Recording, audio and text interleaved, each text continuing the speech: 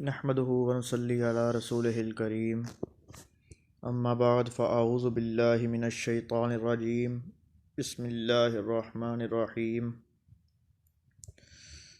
تمام دوست احباب جو مجھے دیکھ رہے ہیں، میرے بہن بھائی، سب کو میری طرف سے السلام علیکم ورحمۃ اللہ۔ امید کرتا ہوں الحمدللہ سبھی خیر و عافیت سے ہوں گے، اور میں شکر گزار ہوں سب کا کہ میری چند باتوں کو سننے کے لیے آپ نے وقت نکالا۔ آج ہم بات کریں گے، یہ جو لوگ بھٹکے ہوئے ہیں، کوئی کسی کے پیچھے بھاگ رہا ہے، کوئی کسی کے پیچھے بھاگ رہا ہے۔ ارے بھائی، اگر رہنمائی نہیں ہے تو کسی علماء کرام کے پاس چلے جاؤ، اگر ان کے پاس بھی نہیں جانا تو آپ قرآن پڑھ سکتے ہو تو قرآن پڑھ لو۔ آج کل یہ ایک عام فلسفہ ہے کہ بھئی کسی کے پاس جاؤ تو اسے اپنا مسئلہ بتایا، اس کو کچھ پتہ ہے یا نہیں پتہ، اس نے جو کہہ دیا لوگوں نے مان لینا ہوتا ہے کہ بھئی ہاں وہ فلانے نے بالکل صحیح کہا تھا، وہ ایسے ہے وہ ایسے، حتیٰ کہ ہوتا اس طرح کا کچھ بھی نہیں ہے۔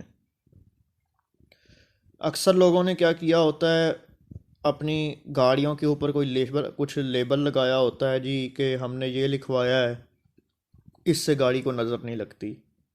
ہم نے کچھ لوگوں نے آگے جوتیاں لٹکائی ہوتی ہیں، کسی بچے کا کوئی کھلونا لٹکایا ہوتا ہے جی یہ لٹکایا ہوا ہے، اس سے اس کا ایکسیڈنٹ نہیں ہوگا۔ کچھ لوگوں نے کیا کیا ہوتا ہے، گاڑیوں کے نیچے والے حصے پہ کالی پٹی لگوائی ہوتی ہے جی اس سے اس کو نظر نہیں لگے گی۔ کچھ لوگوں نے کیا کیا ہوتا ہے، گھروں کے اوپر یہ ہنڈیاں جو ہوتی ہیں ان کو یوں الٹا رکھ دیا ہوتا ہے کہ بھئی یہ جو ہے گھر جو ہے یہ محفوظ رہے گا، اس کو کسی کی نظر نہیں لگے گی، اس پہ کسی قسم کا عذاب نہیں آئے گا۔ تو میں یہ تمام دوستوں کو بتاتا چلوں کہ یہ سب جو ہوتے ہیں کہ جی ایسے کر لو تو یوں ہو جائے گا، یوں کر لو تو یوں ہو جائے گا، میں بتا دوں کہ اللہ کے قہر سے کوئی بچا نہیں سکتا۔ نہ تو یہ کسی بچے کی جوتی بچا سکتی ہے، نہ کوئی ہڈی بچا سکتی ہے، نہ کوئی ماس بچا سکتا ہے، نہ کوئی اور بچا سکتا ہے۔ اللہ کے قہر سے کوئی بھی نہیں بچا سکتا۔ اور یہ اوپر سے ایک اور آج کل ایک اور کام چلا ہوا ہے جی، وہ کسی کے گھر میں کوئی جھگڑا ہو جائے تو وہ کسی کے پاس پہنچا ہوتا ہے جی ہمارے گھر میں آج یہ جھگڑا ہو گیا، تو بابا جی، حضرت صاحب، صوفی صاحب، مولوی صاحب یہ حساب لگا کے بتا دیں کہ یہ کیا معاملہ ہے۔ اپنے وہ 200-400 کی خاطر جو اس سے ہوتا ہے، اس نے جو اپنی کمائی کرنی ہے وہ تو اس نے کر لی، وہ بتا دیتا ہے جی کہ یہ فلاں کا نام الف سے شروع ہوتا ہے، فلاں کا جیم سے ہوتا ہے، فلاں کا نون سے ہوتا ہے، فلاں کا فے سے ہوتا ہے، فلاں کا ہے سے ہوتا ہے۔ جو اس کے دل میں آئے وہ بتا دیتا ہے، اور جو پھر گئے ہوتے ہیں انہوں نے تو پہلے ہی دماغ کے اندر کو یہ ڈھونڈا ہوتا ہے کہ بھئی ہاں یہ فلانی عورت ہے، ان کے دماغ میں پہلے ہی ہوتی ہے، تو دماغ ان کا آٹومیٹکلی پہلے سے ہی ادھر چلا جاتا ہے کہ ہاں بھئی اسی عورت نے ضرور کچھ کام کیا ہوگا۔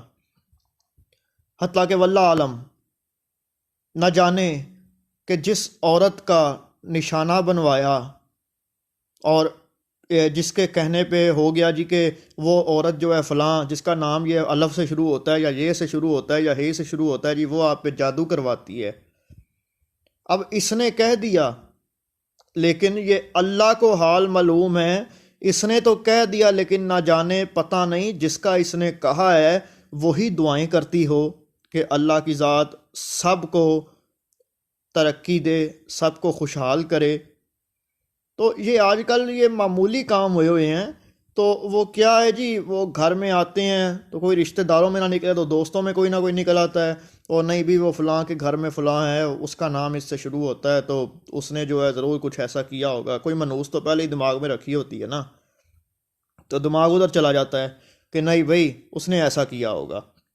تو یہ کیا فلسفے ہیں؟ یہ عجیب قسم کا ڈرامہ بنا ہوا ہے کہ بھئی وہ فلاں نے ایسے کہہ دیا تھا تو فلاں نے ایسے کہہ دیا تھا تو یہ ہو گیا تو وہ ہو گیا۔ میں یہ بات کھلی کہتا ہوں، اللہ کے قہر سے کوئی بھی بچا نہیں سکتا۔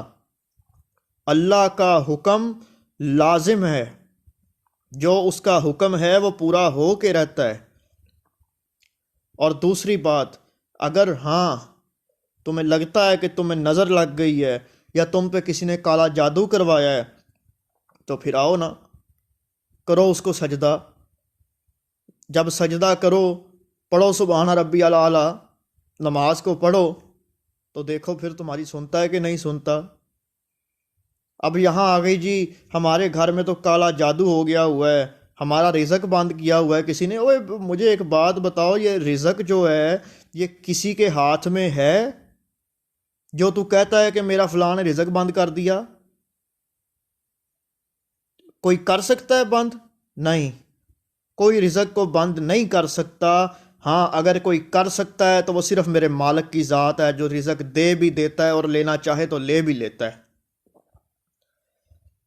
اگر آپ کو لگتا ہے کہ آپ کے گھر پہ کسی نے جادو کیا ہے یا آپ پہ کوئی آفات ہیں، تو پڑھو سورۃ بقرہ کو، 40 دن پڑھو روزانہ، 2.5 سپارے ہیں نا، 40 دن پڑھو، دیکھو آزاد ہو جاؤ گے اور خوشحال زندگی ہوگی، سکون ہوگا۔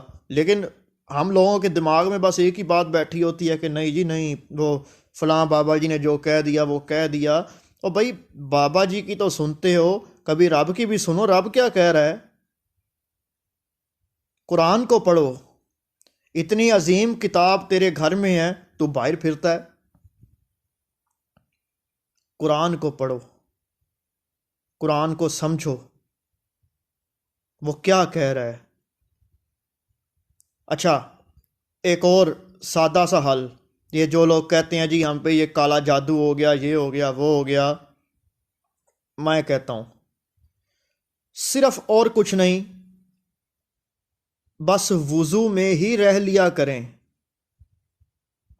جب وضو کریں اور وضو ٹوٹنے تک وہ خود نوٹ کر لیں کہ ہم نے جب وضو کیا تھا تو وضو کرنے کے بعد ہماری طبیعت کیسی ہے، تو انشاءاللہ آپ خود یہ جب وضو کریں گے تو آپ خود کہیں گے کہ بھائی واقعی کوئی آثار ہم پہ رہے ہی نہیں۔ تو بات یہ ہے کہ کسی کے پاس جانے کی کوئی ضرورت نہیں۔ یہ جو ہیں اللہ کے ولی ہیں اور واقعی موجود ہیں، اس میں کوئی شک نہیں، لیکن جو اللہ کا ولی ہوتا ہے وہ ان چیزوں کی طرف نہیں لگاتا۔ اللہ کے کسی ولی کے پاس جاؤ گے تو وہ بھی آپ کو یہی باتیں بتائے گا جو میں بتا رہا ہوں۔ میں کوئی یہ نہیں کہتا کہ میں کوئی بہت بڑا علامہ ہوں، صوفی ہوں، پیر ہوں، ولی ہوں، نہیں، میں کوئی پیر نہیں ہوں، کوئی ولی نہیں ہوں، کوئی صوفی نہیں ہوں، کوئی عالم نہیں ہوں، کوئی مفتی نہیں ہوں، لیکن پیر خانے سے میرا تعلق ہے۔ اور جس بھی پیر کے پاس جاؤ، بس بات یہ کہ وہ ہو پیر، پیسے کمانے والا نہ ہو، دنیا دار نہ ہو، پیر ہو۔ اس کے پاس جاؤ تو وہ تمہاری رہنمائی کرے گا۔ یہ جعلی اور فراڈی عاملوں سے بچو، یہ جو مفت کے کہتے ہیں جی کہ اتنے کلو گوشت دے دو، اتنا یہ کر دو، کسی کو کچھ مت دو، اللہ پہ یقین رکھو۔ رزق بھی وہ دیتا ہے، عزت بھی وہ دیتا ہے، ذلت بھی وہ دیتا ہے، دولت بھی وہ دیتا ہے، شہرت بھی وہ دیتا ہے، سب کچھ وہی دیتا ہے۔ جب دیتا وہ ہے تو پھر کسی اور کے پاس کیا لینے جاتے ہو؟ کوئی کام بنتا ہے کسی کے پاس جانے کا؟ اب یہاں جی نہیں جی ہمیں مکمل جو ہے وہ رہنمائی نہیں ملتی، اور رہنمائی لینی ہے تو قرآن پڑھو۔ اب رہی بات جی ہمیں پڑھنا نہیں آتا، نہیں پڑھنا آتا تو کسی ایسے کو پوچھو کہ جو تمہیں پڑھ کے سنائے کہ اس میں کیا لکھا ہے۔ اب جی کوئی پڑھ کے سنائے تو ہمیں عربی کی سمجھ نہیں آتی کہ عربی میں کیا ہے، تو بھائی اس کو کہو تمہیں ترجمہ پڑھ کے سنا دے، کم سے کم تم پڑھنے والے تو بنو۔ جب پڑھو گے تو تمہیں خود سمجھ آئے گا کہ قرآن کیا کہہ رہا ہے۔ اب قرآن میں ہر قسم کی بیماری کا علاج ہے۔ تو میں آپ سب سے درخواست کرتا ہوں کہ خدارا یہ جعلی فراڈی عمل جتنے بھی ہیں ان سے بچیں۔ اللہ کی ذات با کمال ہے، اور اللہ کے سوا کوئی بھی عبادت کے لائق نہیں۔ میں یہ بات آپ کو پھر سے بتاتا چلوں، یہ جو ہے نا، اللہ کے سوا کوئی بھی عبادت کے لائق نہیں۔ اور روزانہ دیکھو نا، سارا دن ہم صبح نکلتے ہیں گھر سے، جی آج ہم نے کام پہ جانا ہے، فلانا کام کرنا ہے، یہ کرنا ہے، وہ کرنا ہے، اور یار 15-20 منٹ آدھا گھنٹہ عبادت کے لیے بھی نکال لیا کرو، صرف روز کا، اور کچھ نہیں۔ ایک سپارہ ہی پڑھ لو، تمہارا دل باغ باغ ہو جائے گا۔ صبح اٹھو، فجر کے وقت نماز پڑھو، دعا مانگو، قرآن پڑھو، جتنا پڑھا جا سکتا ہے اتنا پڑھو، دیکھو زندگی میں کیسے خوشحالی آتی ہے۔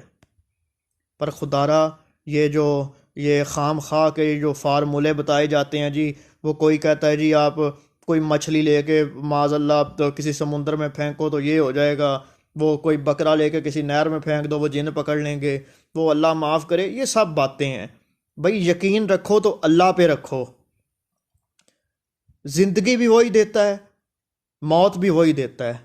یہ کہتے ہیں جی وہ فلاں کے اوپر فلانی چڑیل کا سایہ ہو گیا، وہ فلاں کے اوپر فلانے جن کا سایہ ہو گیا، اور میں پوچھتا ہوں اللہ کی مرضی کے بغیر کسی جن چڑیل کی کوئی جرت ہے کہ کوئی کسی کو ہاتھ لگا سکے؟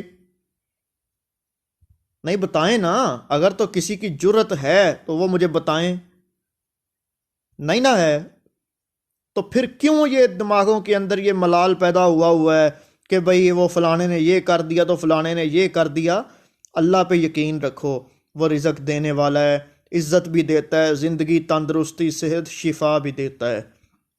اللہ کی ذات آپ سب کو اور مجھے بھی اپنے حفظ و ایمان میں رکھے، اور اللہ کی ذات مجھے اور آپ سب کو ہدایت عطا فرمائے۔ اور میں آپ سب سے بھی یہ درخواست کروں گا، آپ جب بھی عبادت کریں، نماز پڑھیں، قرآن پڑھیں، کوئی بھی عبادت کریں تو میرے لیے لازمی دعا فرمائیں۔ اور میری بھی دعا ہے کہ اللہ تعالیٰ آپ سب کو ہمیشہ خوش اور آباد رکھے۔ وما علینا الا البلاغ المبین۔